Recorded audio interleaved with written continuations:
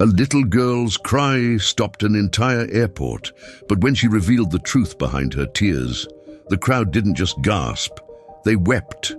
What she said changed lives forever. Welcome back, dear friends. Today's story begins not with a departure, but with a sound that stopped everything. If you've ever waited in an airport, holding back tears or holding on to hope, you'll feel this one deep in your heart. Let us know in the comments. Has a moment in an airport ever changed your life? Be sure to subscribe, click the bell icon, and if this story touches you, leave a super thanks to support our channel and help us bring more powerful stories to life. Now take a deep breath. Here comes Chapter 1. It started as just another busy morning at Gate 26 of the Dallas-Fort Worth International Airport. The air buzzed with the usual symphony of rolling suitcases, coffee orders being shouted, and distant boarding calls echoing through the terminal. The 8:15 a.m. flight to Phoenix had just started pre-boarding when it happened. A sudden piercing cry shattered the routine hum of travel. Not a baby's cry, something sharper, older, a little girl's scream, not of pain, but something stranger, a sound soaked in fear and desperation. Heads turned, a stewardess dropped her clipboard. Even the man on his Bluetooth call fell silent, eyes searching. Near the windows, standing all alone in front of the gate agent's podium, was a girl, about 7 years old, in a faded pink jacket, clutching a stuffed bear with both arms like it was the last thing she had. She sobbed with a force that seemed too big for her small frame. Passengers paused mid-step. A security officer stepped away from his post. The gate agent, confused, stepped around her desk. "Sweetheart, are you lost?" The girl shook her head violently. No, he's leaving. He can't leave." The agent knelt beside her. "Who's leaving, honey?" Just then, a man in his mid-40s, tall with thinning brown hair and panic in his eyes, rushed through the crowd. "Emily!" The girl turned and threw herself into his arms. "Daddy, you can't go!" Whispers began weaving through the terminal like wildfire. "Did she say he's leaving? Why is she crying like that? Is something wrong with the flight?" The man, Jack, held the girl tightly, looking over his shoulder at the confused staff. "I'm so sorry, she's just scared. I can handle it." But Emily wouldn't stop crying. She looked up at the flight attendants now gathering nearby and shouted, "Please, you have to stop the plane. I have to tell them. Mommy said I have to tell before it's too late." That's when the entire terminal froze. The boarding stopped. The crew whispered into radios. The flight's captain appeared at the gate, brows furrowed. A mother's message? A secret to tell before it's too late? Jack's face turned pale. "Emily, not now. Please!" But it was too late. The crowd had heard her. Now everyone wanted to know, what truth did this little girl carry that could stop a plane? Jack's arms tightened around Emily as her sobs echoed off the glass walls of the terminal. His face was flushed, jaw clenched, the kind of tension that comes from fear. Fear not just of public attention, but of something much deeper, something buried. The flight to Phoenix had now been officially paused. The gate agent, clearly unsure of protocol, spoke quickly into her radio. "We have a situation involving a minor and an adult guardian. Security is en route." Passengers stood frozen, phones halfway raised, some filming, others respectfully lowering theirs, sensing the gravity of the moment. Something was unfolding that went far beyond a child's tantrum. Jack pulled Emily slightly aside, lowering his voice, but not his intensity. "Emily, why would you say that? We talked about this, remember?" She sniffled, still clutching her bear. "But Mommy said I had to. Before the airplane takes off, she said if I don't, you'll never see Grandma again." Jack's eyes darted to the nearby passengers. A security officer was approaching now, slowly, with an open stance. "Sir, is everything okay here?" Jack stood up, trying to compose himself. "She's just upset. We're going through some family stuff, and she She misunderstood. The officer nodded cautiously. We understand, but because of what she said, we're going to need you both to come with us for a few minutes, just to clear things up. Emily looked up, her eyes wide. No! Don't take him away. Please, I didn't mean to get Daddy in trouble. Jack crouched again, trying to reassure her, his hands shaking slightly. It's okay, Pumpkin. We'll just talk for a little bit. Everything's fine. But his face said otherwise. Inside a small room just off the terminal, usually used for overbooked passengers or quiet negotiations, Jack sat across from two uniformed staff members and the security officer.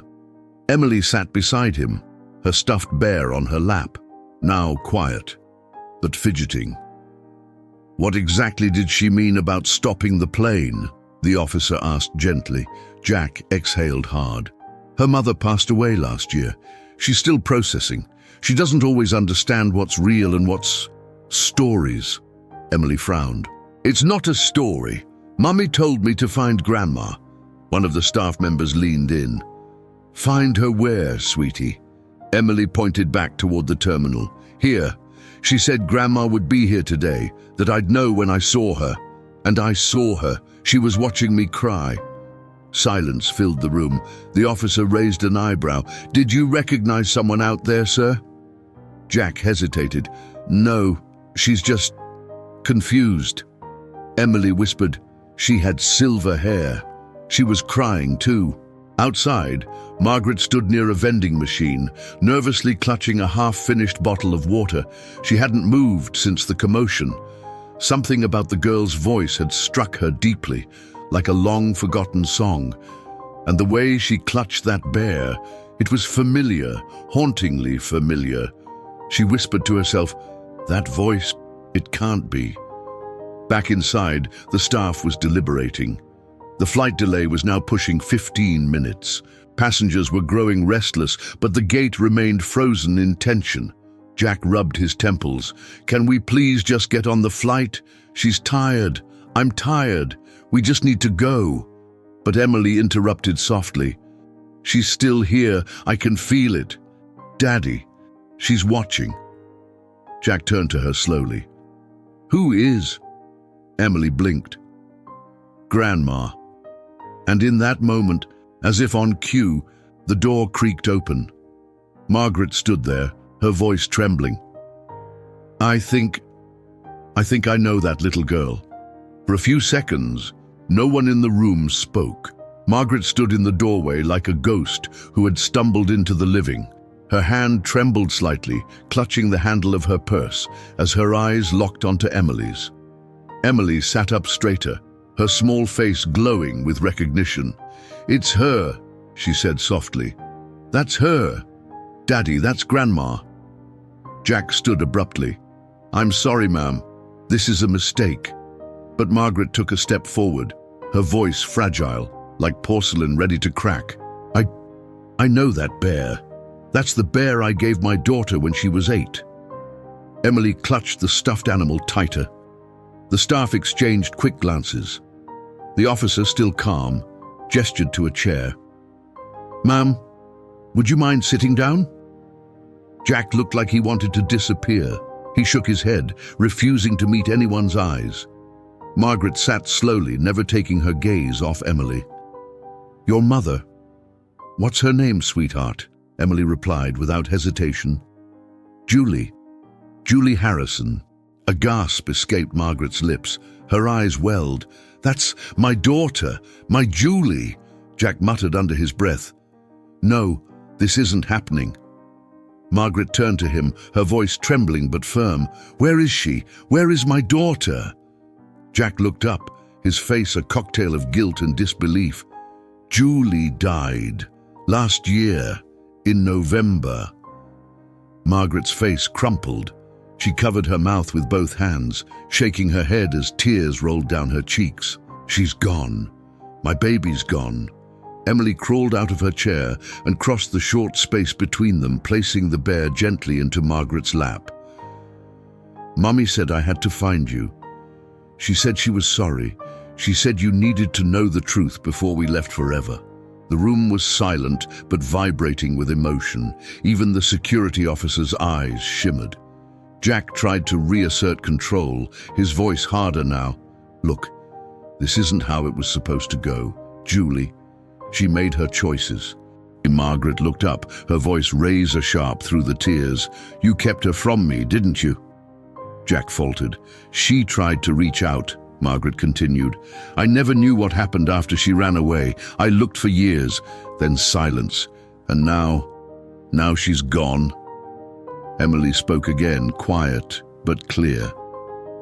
"Mommy wrote you a letter. It's inside the bear. She said it would explain everything." Jack's shoulders dropped, as if the last of his defenses had been pulled out from under him. He sat back down. The officer nodded slowly. "Let's take a short break. We'll give you all a moment." Margaret clutched the bear like a lifeline, staring at the stitches along its side, her tears falling freely now. She whispered, "She was only 17 when she left. I never stopped loving her." Emily reached out and held Margaret's hand. "She never stopped loving you either." Outside, the airport continued to buzz with unaware passengers, boarding flights, grabbing coffee, scrolling through phones. But in this small room, time had stopped. A girl's cry had opened a door no one expected, and behind it lay decades of silence, pain, and maybe, just maybe, a path to healing. Back in the terminal, the flight to Phoenix remained grounded. Confused passengers lingered near the windows, murmuring among themselves. A few had returned to their seats, checking phones, annoyed but curious. What no one knew was that just behind the frosted glass of the security office, a storm of past and present was unfolding. Margaret sat clutching the bear to her chest, tears still wet on her cheeks. Jack had fallen silent, staring at the floor. Emily sat beside Margaret now, her tiny fingers wrapped around her grandmother's hand like she had known her all her life. Then softly, Margaret said, "The last time I saw Julie was in our kitchen. She was shouting at me. I was shouting back. She slammed the door so hard the glass cracked." She swallowed hard. "I never heard from her again." Jack sighed. "She told me the story. Said you wanted her to give up the baby, that she wasn't ready to be a mother, and you refused to help." Margaret shook her head slowly. "I never said that. I was scared, yes. She was so young. But I would have helped. I would have done anything. I just didn't know how to say it." Emily looked up. "She said you cried a lot after she left." Margaret smiled sadly.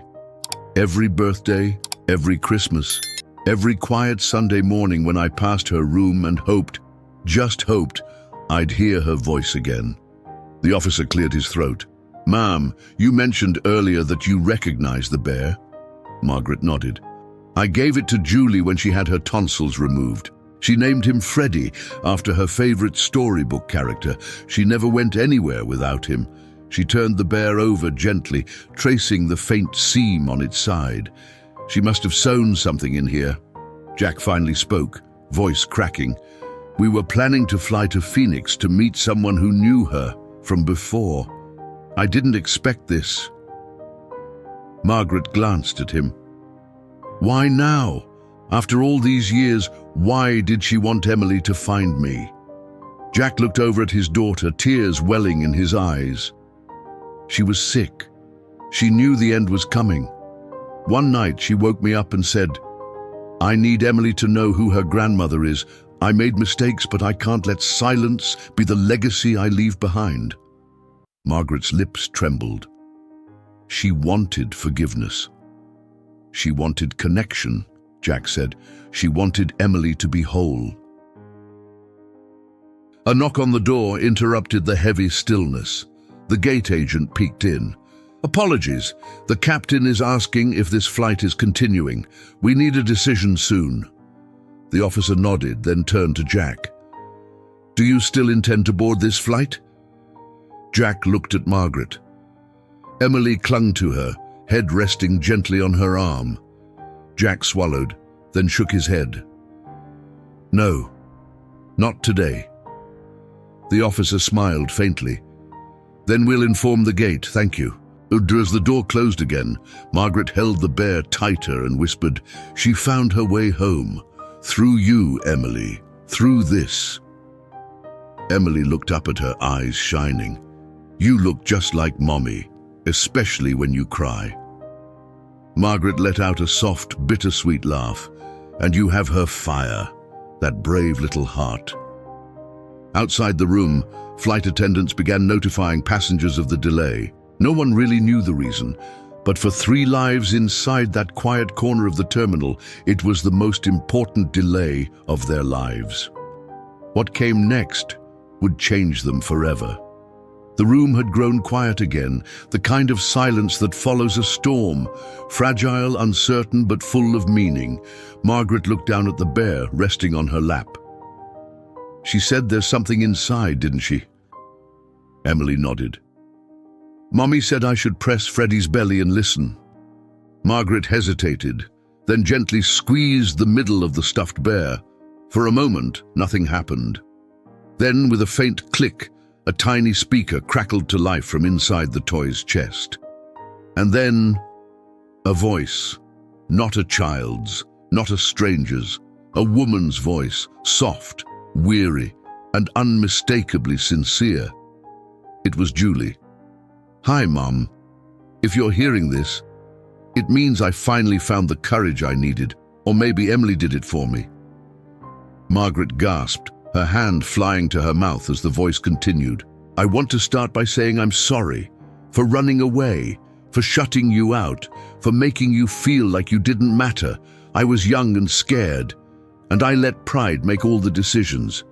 But I never stopped thinking about you." Jack turned his face away, blinking fast. Julie's voice wavered slightly in the recording. "I told Emily stories about you. Good ones. I didn't want her to carry my anger. I wanted her to carry love. Because that's what I knew you gave me, even when I didn't know how to accept it." Margaret's tears ran freely now. Her lips moved silently, mouthing, "I forgive you. I love you." The voice continued. "I got sick, Mom, and when the doctors said there wasn't much time, I kept thinking of you, wondering if you still lived in the same house, if you still looked out the window every morning hoping I'd show up." Margaret whispered, "Every day. I asked Jack to help me find you, but I knew it would be too hard to face you myself, so I asked Emily to be my messenger. I hope she got it right. She's the best thing I ever did. I hope she brings you the peace I couldn't find."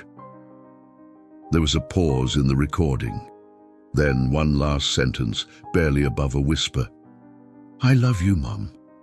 I always did. I was just too broken to say it out loud." The recording clicked off. Silence fell again, but it was different this time. It was full of echoes and memories and love that had survived in hiding. Margaret hugged the bear to her chest, rocking slightly, her eyes closed as if holding her daughter one last time. Emily leaned into her. "She said you'd know what to do now." Margaret nodded slowly. "Yes, baby, I do." Jack finally stood, his voice rough with emotion. "I thought I was protecting Emily, protecting Julie's wishes, but maybe I was just protecting myself from the guilt." Margaret looked at him. "She forgave you too. I can feel it." Jack sighed. "Thank you for not turning her away, for being here." Margaret stood and crossed the room, wrapping Jack in an embrace that surprised them both. "We have one thing left of her. We have to make that count." Outside, the final boarding call for Flight 114 to Phoenix echoed through the terminal.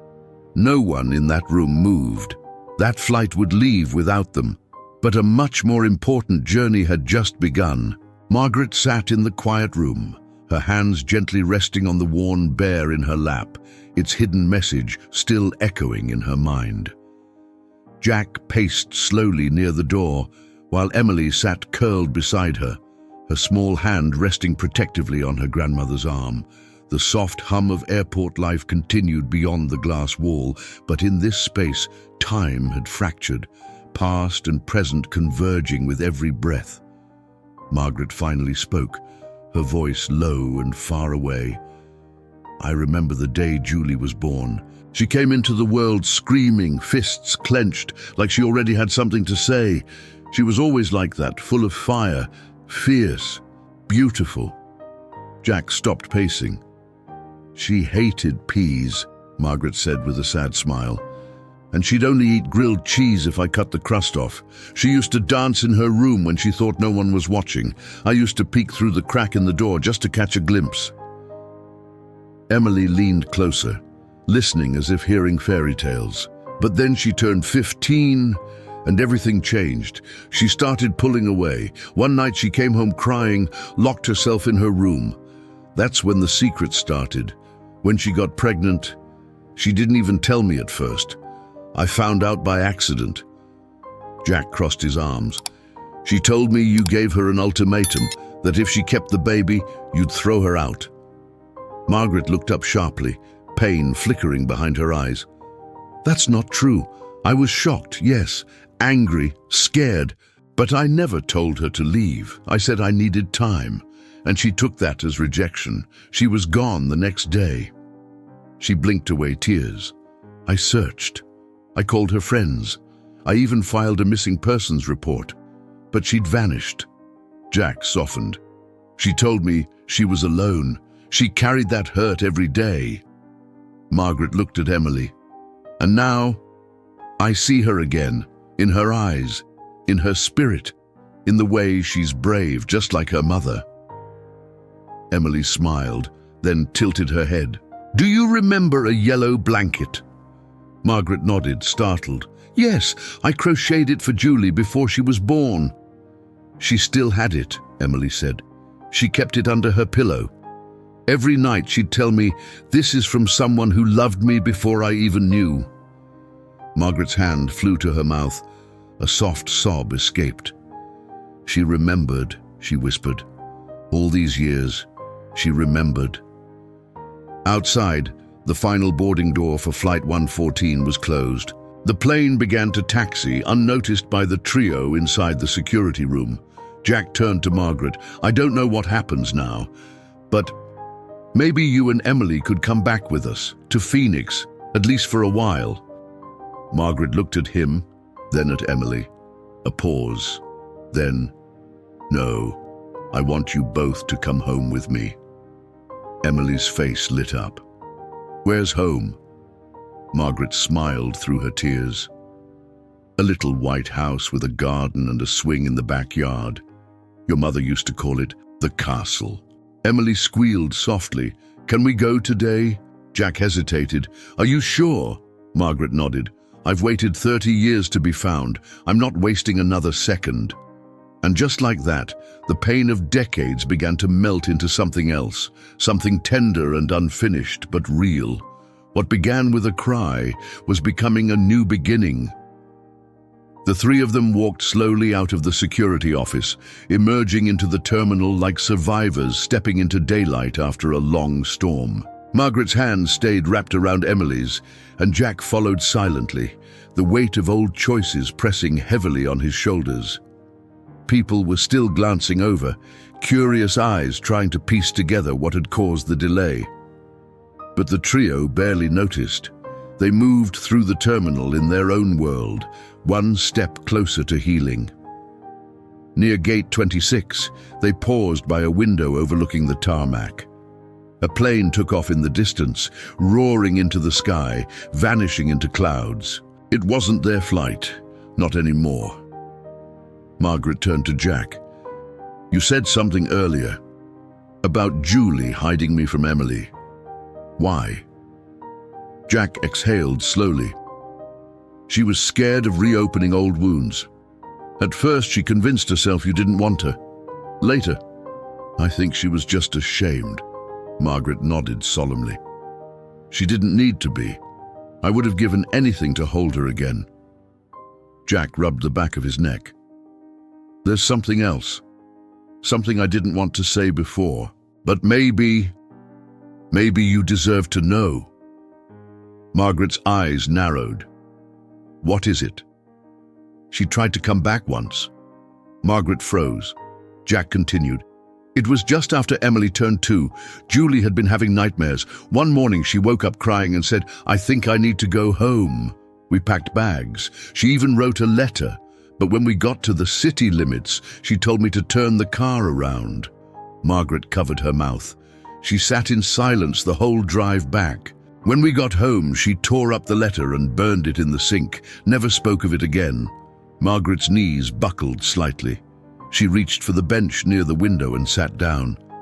"I felt her," she whispered. "That day, I remember standing in the garden, feeling something, like my heart knew she was close." Emily climbed up beside her. Maybe she wasn't ready, but she sent me instead.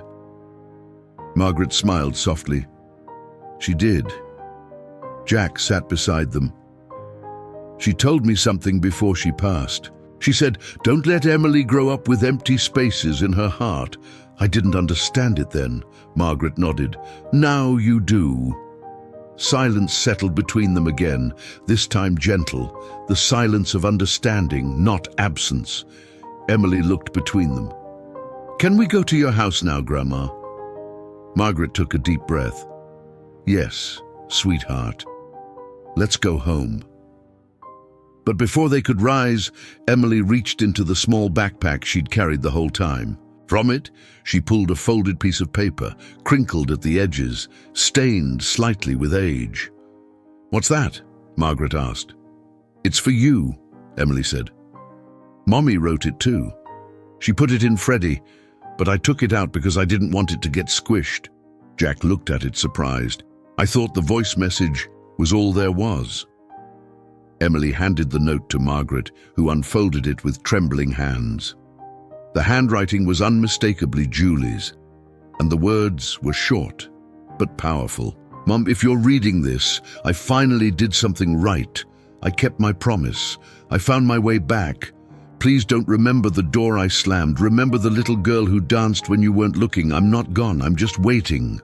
Love, Julie." Margaret pressed the paper to her chest, eyes closed. Jack placed a hand on her shoulder. "Let's start again, for her." And as they stood, 3 generations walking away from the gate that had once separated them, the past, the pain, and the silence, they carried with them a letter, a bear, and a second chance that most people never get. The drive from the airport to Margaret's home was quiet, but not uncomfortable. It was a stillness filled with reflection, like the pause between thunderclaps, where hearts begin to breathe again. Margaret's little white house sat on the edge of a quiet neighborhood outside Fort Worth. A garden bloomed near the porch, with overgrown lavender and roses stretching lazily in the early afternoon sun.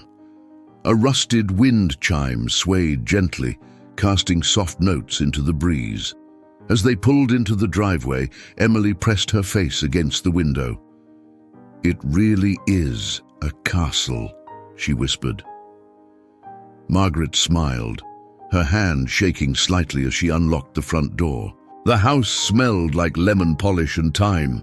It was neat, untouched in some places, photos on the wall of a much younger Julie, framed graduation pictures, and a faded birthday card still pinned to the fridge. "I never had the heart to take them down," Margaret said, motioning to the photos. "I hoped maybe one day she'd walk through that door again."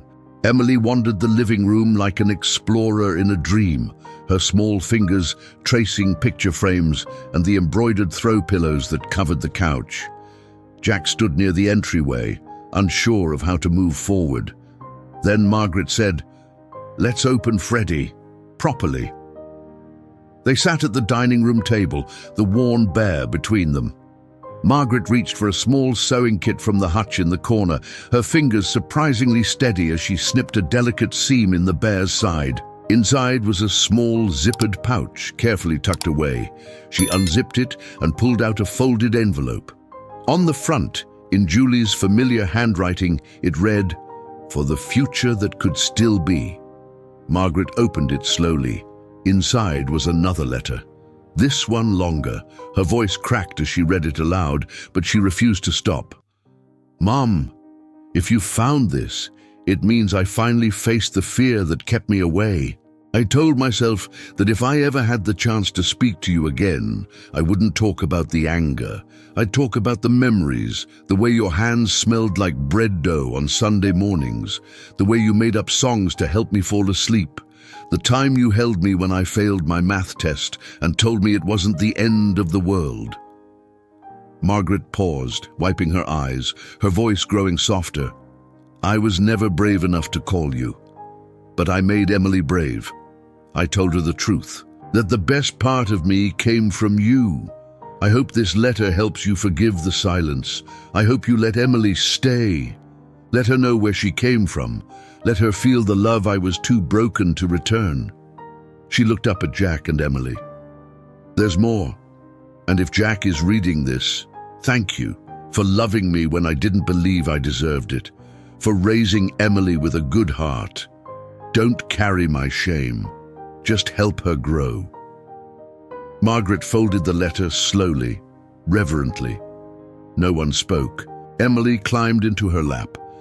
I think Mommy's happy now. Jack nodded, clearing his throat. I think she is too. The bear sat between them, no longer just a toy, but a vessel, a messenger. And in that quiet dining room, Julie was everywhere. Her voice in the wind chimes outside, her memory in the letters, her love stitched into every word and seam. Margaret stood and reached for the envelope. I want this framed, not hidden, not anymore. Jack smiled. She would have liked that. Done, and as the sun filtered through lace curtains and spilled across the table, the house, once frozen in the past, began to thaw. Back at the airport, Flight 114 had taken off nearly an hour ago. The departure board had long since updated its status to in air, but for those left behind, Margaret, Jack and Emily, what truly took off that day wasn't a plane, but a chance at something far more precious. Inside Margaret's home, the three sat together on the old couch in the living room. The bear, now sewn back up, rested on a nearby shelf, its mission complete. A kettle whistled in the kitchen. Margaret stood, poured tea, and returned with 3 mismatched mugs. This was Julie's favorite, she said, handing Emily a cup with faded sunflowers on the side. Jack took a sip of his and sat back, looking around the house. It's strange. I've seen this place in my imagination for years. Julie described it once, back when we first met. I didn't think it really existed. Margaret chuckled softly. Most people think memories grow fuzzy with time, but sometimes they become sharper. They sat quietly for a while, sipping tea, watching the sun dip lower in the sky. Then Margaret turned to Jack, her voice thoughtful. Why didn't you ever reach out to me yourself? Jack hesitated. Honestly, I was afraid. Afraid of reopening old wounds. Afraid you'd hate me for what happened between you and Julie. I don't hate you, Margaret said gently. You were there for her when I wasn't allowed to be. That counts for something. He nodded, visibly moved. Then Emily spoke up. Is it okay if I stay here with Grandma? Margaret's eyes widened, her heart leaping. Sweetheart, of course you can, if your dad says it's okay. Jack looked at Emily, then at Margaret. There was a long pause.